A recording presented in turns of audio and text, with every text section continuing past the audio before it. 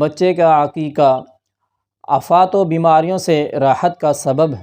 Welcome to our Islamic channel, Hafiz Tahir Ali 786. Please subscribe and share. بسم اللہ الرحمن الرحیم، نحمدہ ونصلی علی رسولہ الکریم، اما بعد، اعوذ باللہ من الشیطان الرجیم، بسم اللہ الرحمن الرحیم۔ بچے کا عقیقہ آفات و بیماریوں سے راحت کا سبب ہے۔ رسول اللہ صلی اللہ علیہ وسلم نے ارشاد فرمایا، ہر بچی اپنا عقیقہ ہونے تک گروی رہتا ہے۔ بچے کی طرف سے 7ویں دن جانور ذبح کیا جائے اور 7ویں دن اس کا نام رکھا جائے اور اسی طرح 7ویں دن اس کا سر منڈوایا جائے۔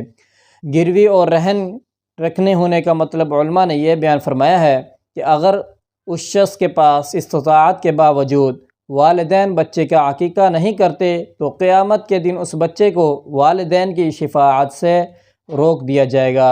اسی طرح بعض علماء گروی ہونے کا مطلب یہ بیان فرماتے ہیں کہ استطاعت کے باوجود اگر بچے کا عقیقہ نہیں کیا جاتا تو بچہ بیماریوں اور آفات میں گھرا رہتا ہے۔ تو آئیے ہم بھی سوچیں، کیا اس کے بارے میں ہم نے کچھ سوچا ہے یا نہیں؟ تو اس پر اللہ تبارک و تعالی ہمیں عمل کرنے کی توفیق عطا فرمائے۔ وعلیکم السلام ورحمۃ اللہ وبرکاتہ۔